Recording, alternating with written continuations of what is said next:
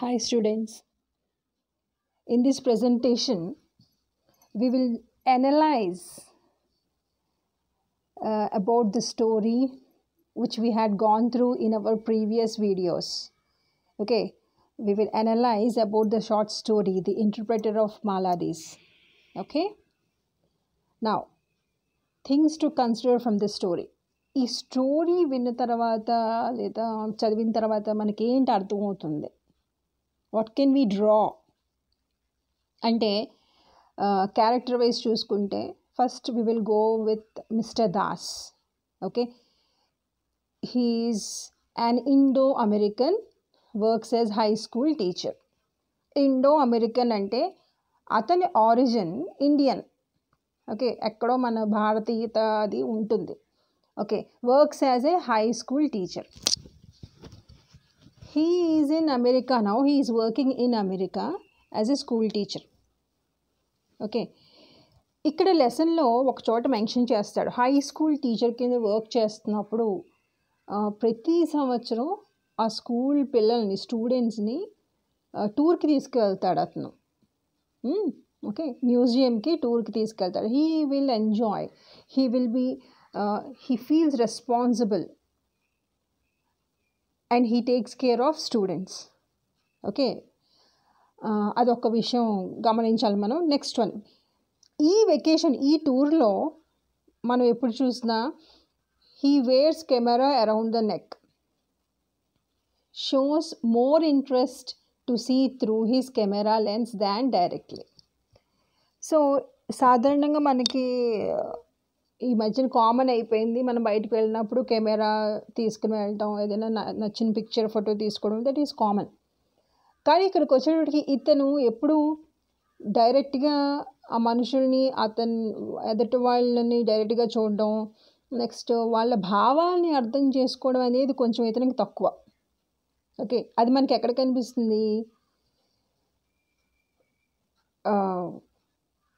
ఒక ఆకలితో ఉన్న రైతుకి ఫోటో తీస్తాను, కారు ఆపమంటాడు. ఓకే, ఒక సందర్భంలో he will not look at the person directly. అతనికి ఏంటి కావాలి, ఆ రైతుకి ఏం కావాలి, ఆకలితో ఉన్నాడు, తనకి ఫుడ్ పెట్టాలేమో, లేదా కొంచెం మనీ ఇవ్వాలేమో, అలా ఆలోచించడు. ఓకే, ఆ పిక్చర్ ఫోటో తీయాలనుకుంటాడు తప్ప, తన అవసరం ఏమిటి, ఎదటివాడి అవసరం ఏమిటి అనేది గ్రహించి దానికి తగ్గట్టుగా యాక్షన్ తీసుకోడు మన mister Das. That point we can draw. Okay, argues with Mrs Das. వీళ్ళిద్దరూ మాట్లాడుకోవడం, మిస్టర్ అండ్ మిసెస్ మాట్లాడుకోవడం అనేది తక్కువ, పోట్లాడుకోవడమే కనిపిస్తుంది మనకి ఈ టూర్లో. Cannot enforce command over his children. పిల్లలు ఇతని మాట వినరు, వద్దు అని చెప్తే ఆగలేదు రానీ. అలాగే రానీని చూసుకుంటూ ఉండు అని అంటే కూడా రానీ బాబీ చెప్పేస్తాడు నేను చేయనని. అలా అన్నమాట, పిల్లల మాట వినరు. Calculative in his responsibility, cannot think like a responsible father.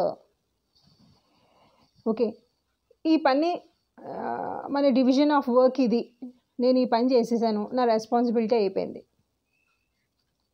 అంతవరకే ఆలోచించాడు. Calculative responsibility.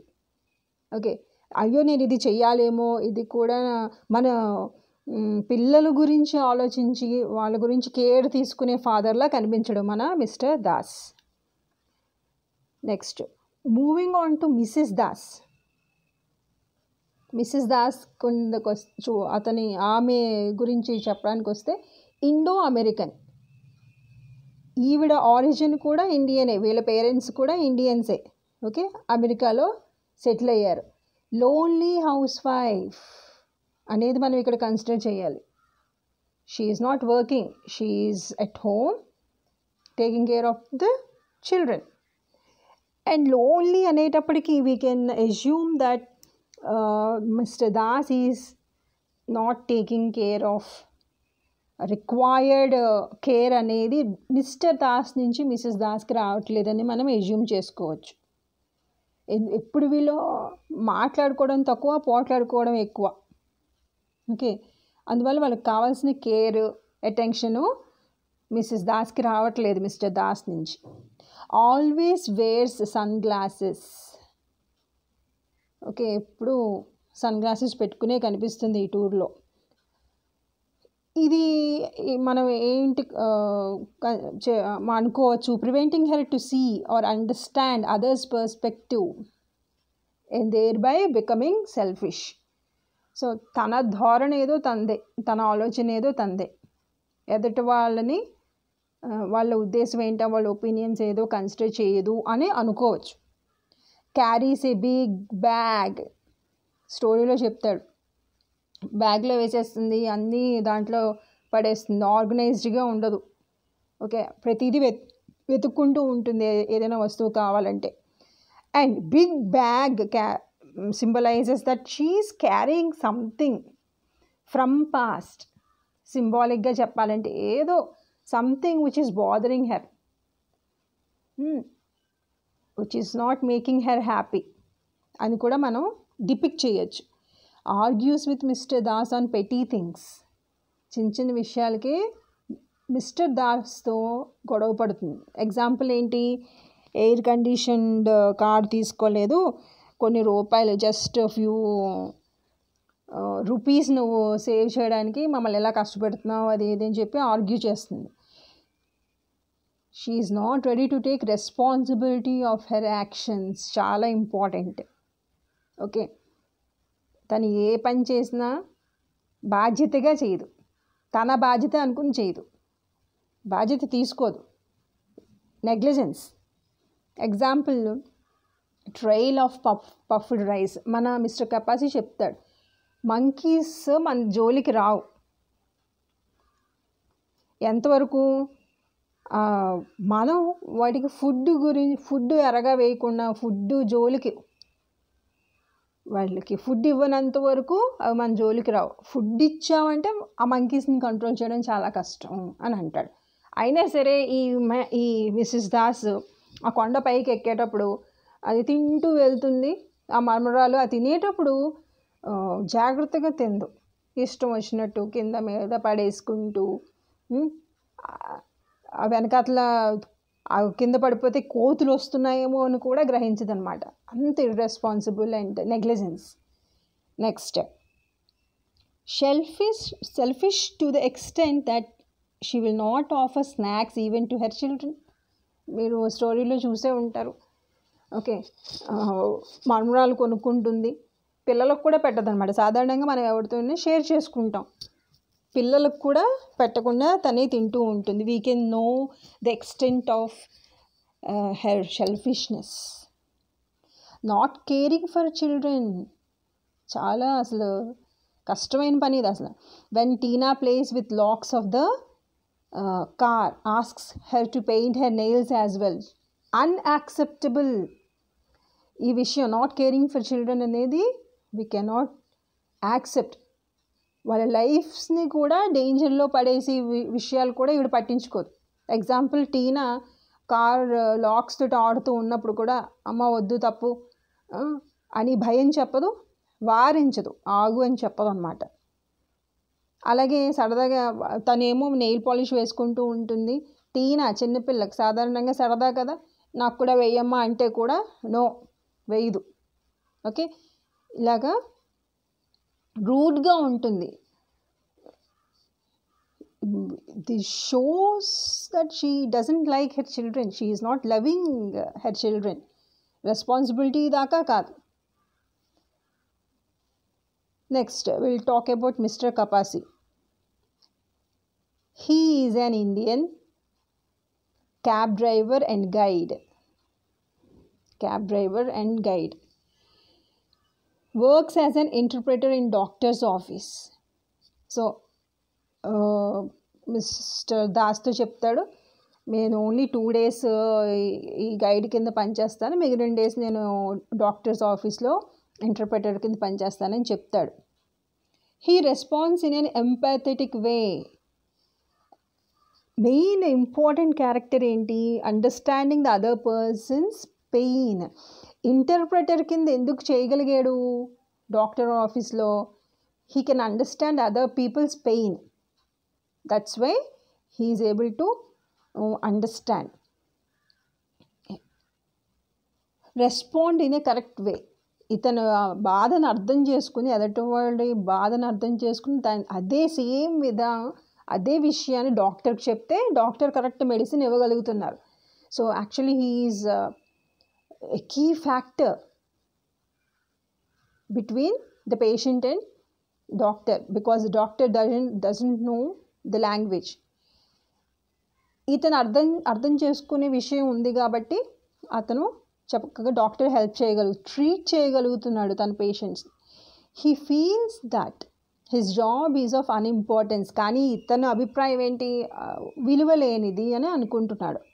He works there just because the pay is good. So ఈ ఇంటర్ప్రిటర్ జాబ్ రాకముందు అతను టీచర్ కింద పనిచేసేవాడు. ఎందుకు ఈ ఇంటర్ప్రిటర్ జాబ్ చేస్తున్నాడు? డబ్బుల కోసం, డబ్బులు బాగా వస్తాయని కాబట్టి. However, he shows up to his job dedication. So ఇక్కడ మనకి స్టోరీ చదివితే ఉంటుంది, అతను పక్కాగా మంచి డ్రెస్ వేసుకుంటాడు, కుట్టించుకుంటాడు, చక్కగా నీట్గా ఉంచుకుంటాడు తన డ్రెస్ని. సో తనకి జాబ్ నచ్చకపోయినా ఇష్టం లేకపోయినా కూడా చక్కగా నీట్గా ఉంటాడు, డెడికేటెడ్గా ఉంటాడు, సిన్సియర్గా వర్క్ చేస్తాడనే అర్థం. Scholar in many languages and wanted to be A diplomat. అతనికి పెళ్ళి కాకముందు చాలా మంచి చదువు ఎన్నో లాంగ్వేజెస్ నేర్చుకున్నాడు. ఓకే, అండ్ పెద్ద జాబ్ చేయాలి, అది కూడా డిప్లొమాట్ అంటే రిప్రజెంటింగ్ 2 different కంట్రీస్. తన కంట్రీని రిప్రజెంట్ చేసుకునే స్థాయికి పెద్దగా ఈ ట్రాన్స్లేటర్ కింద, ఇంటర్ప్రెటర్ కింద వెళ్ళాలని అతను ఊహించుకున్నాడు. Because he knows many languages. Though he is aware of many languages, he could not communicate with his wife as they have nothing in common. So చాలా భాషలు వచ్చినా సరే తన భార్యతో చక్కగా మాట్లాడలేకపోయేవాడు. ఎందుకంటే దే డోంట్ షేర్, ఇద్దరికి మంచి కమ్యూనికేషన్ లేదు, ఒక విషయం మీద అగ్రీ అవ్వరు. Okay, they have 2 different world's, they have different interests. వాళ్ళ ఆలోచన విధానం వేరు, వాళ్ళ ఇంట్రెస్ట్లు వేరు మూలన వాళ్ళ భార్యతో చక్కగా మాట్లాడలేకపోయేవాడు. He is good at interpreting things as he is empathetic and could rightly guess the malady or pain of Mrs. Das. So ఒక విషయం మిస్సెస్ దాస్ చెప్పగానే అతను ఆ పెయిన్ అర్థం చేసుకున్నాడు కాబట్టి వెంటనే తనకి కరెక్ట్గా గెస్ చేయగలిగాడు. రీజన్ ఏంటి, ఆ మిస్సెస్ దాస్ పెయిన్కి రీజన్ ఏంటి అనేది చక్కగా గెస్ చేయగలిగాడు. That is the good part of Mr Kapasi. Next, coming to the children, Ronny, Bobby, Tina. They are small children, okay, who are very much excited about the tour. సాధారణంగా పిల్లలకి tour అంటే చాలా interest ఉంటుంది, హ్యాపీగా ఉంటారు, they are excited. అలాగే ఈ పిల్లలు కూడా చాలా హ్యాపీగా ఉన్నారు. When they saw the animals in the open environment, they were surprised. So వాళ్ళు అమెరికాలో ఎక్కువగా అసలు యానిమల్స్ని ఇలా క్లోజ్డ్గానే ఉంచుతారు. ఇక్కడ బయట రోడ్డు మీద తిరుగుతూ ఉంటే చాలా ఆశ్చర్యంగా అనిపించింది వాళ్ళకి. Don't feel that it's they duty to follow their parents commands as they don't value their parents. పిల్లల విషయానికి వస్తే ఏంటి, వాళ్ళ పెద్దల మాటలు, వాళ్ళ పేరెంట్స్ మాటలు వినరు అనమాట. ఎందువల్ల? పేరెంట్స్ అంటే వాళ్ళకి వాల్యూ లేదు. ఎప్పుడు వాళ్ళు గొడవ పడుతూ ఉంటారు, ఎవరి వరల్డ్స్లో వాళ్ళు ఉంటారు, ఎవరి ప్రపంచంలో వాళ్ళు ఉంటారు. పిల్లల్ని కేర్ తీసుకోరు కాబట్టి పెద్దవాళ్ళ మాటలు పిల్లలు వినరు. They are small children who need parents attention but never got. So వాళ్ళు చిన్నపిల్లలు, వాళ్ళకి ఎప్పుడు చక్కగా జాగ్రత్తగా ఉండి అన్నీ చూసుకోవాలి, వాళ్ళ మంచి చెడులు చూసుకోవాలి. కానీ పెద్దవాళ్ళు వీళ్ళకి కేర్గా చూసుకోరనమాట, అటెంటివ్గా చూసుకోరు. Tina's doll with shorn hair shows that she was playing with scissors and no one bothered. మనం చెప్తాం టీనా ఒక డాల్ పట్టుకుని వస్తుంది అని, అక్కడ మనం చూస్తే ఆ హెయిర్ వూల్తో తయారు చేయబడిన హెయిర్ ఒక బ్లంట్ సీజర్స్తో కట్ చేసినట్టుగా ఉంటుంది. అంటే ఏంటి, అది సీజర్స్ యూజ్ చేస్తుంది ఆ అమ్మాయి, కత్తిరి యూజ్ చేసింది. కత్తిరి పిల్లలను ఆడకూడదు అంటే ఎవరు పట్టించుకోలేదని అర్థం. Their parents' calculated responsibility and lack of interest kept their lives in danger. Calculated responsibility, నేను ఈ పని చేశాను, నా పని అయిపోయింది, నా బాధ్యత అయిపోయింది అలా అనుకోవడం. అలాగే పిల్లలంటే ఇంట్రెస్ట్ లేకపోవడం, వాళ్ళని కేర్ తీసుకోవడం దేనికి దారి తీస్తుంది, వాళ్ళ లైఫ్స్కే చాలా డేంజర్ కింద అయిపోయింది. ఎగ్జాంపుల్ ఏంటి, Tina playing with locks of car, Bobby playing with monkey. Tina కారులో కూర్చున్నప్పుడు ఆ లాక్స్ తోటి ఆడుతున్నప్పుడు మిస్సెస్ దాస్ ఏమీ చేయలేదు, ఏమనలేదు. Bobby playing with monkey, Bobby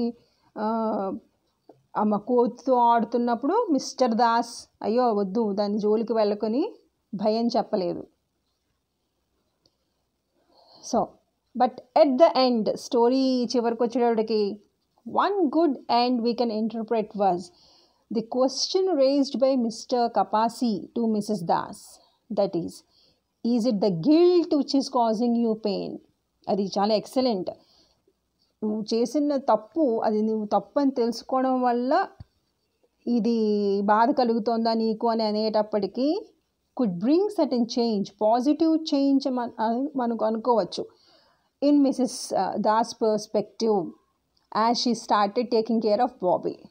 so అది ఆ క్వశ్చన్ మన మిస్సెస్ దాస్కి కొంచెం నిజమే కదా అనిపించి ఉండొచ్చు. ఎందుకంటే మిస్టర్ కపాసి బాబీని కాపాడుతాడు కోతుల దగ్గర నుంచి, కాపాడాడు కదా అని వాడిని అలా వదిలేయకుండా మిస్సెస్ దాస్ చక్కగా వాడిని దగ్గర తీసుకొని బ్యాండేజ్ వేసి తలకాయ దువ్వి దగ్గర ఉంచుకుంటుంది అనమాట, పెట్టుకుంటుంది పిల్లాన్ని. సో అది కొంచెం పాజిటివ్ చేంజ్ కింద మనం కన్సిడర్ చేయొచ్చు. She started taking care of Bobby by putting bandage and setting his hair after Mr. Kapasi rescues him. Kapadnappudu. Watching this, Mr. Kapasi too realizes that now Mrs. Das does not need his interpretation anymore. Uppudu Mr. Kapasi yokka avasaram Mrs. Das ki ledu. He is sure that the family reunites, and so he will not mention about the address slip which flutters away. So ఇప్పుడు missus దాస్కి తన అవసరం లేదు కాబట్టి, తన interpretation యొక్క అవసరం లేదు కాబట్టి ఆ address slip, Mr Kapasi address slip ఎగిరిపోతున్నా సరే తను చెప్పడం. ఇందువల్ల ఇప్పుడు ఫ్యామిలీ మొత్తం రీయునైట్ అయిపోతుంది, మంచిగా ఇప్పుడు ఉంటుందని అభిప్రాయపడ్డాడు మన మిస్టర్ కపాసి. సో మనం ఈ స్టోరీ నుంచి మనం ఏంటి నేర్చుకోవాలి? The story reflects the cultural differences. So Indian కల్చర్కి అలాగే అమెరికన్ లేదా యూరోపియన్ కల్చర్కి డిఫరెన్సెస్ ఉంటాయని మనకు అర్థమైంది. How to behave in the సొసైటీలో మనం ఎలా బిహేవ్ చేయాలి. ఎగ్జాంపుల్ చూడండి, మిస్సెస్ దాస్ ఆ మరమరాలు తింటున్నప్పుడు కిందన పడిపోతుందేమో, డర్టీగా అయిపోతుందేమో అనేది చూడలేదు, ఆవిడ అనుకోలేదు, విచ్ ఈస్ నాట్ కరెక్ట్. బయటికి వెళ్ళినప్పుడు మనం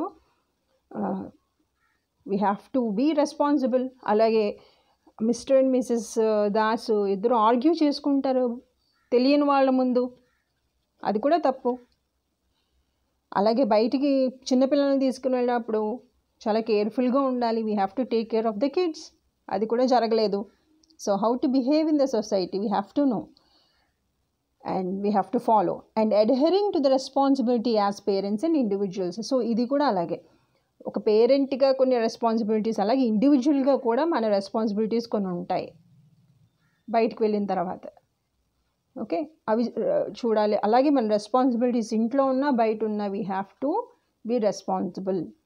not disclosing the private matters especially to the unknown people and with different cultures.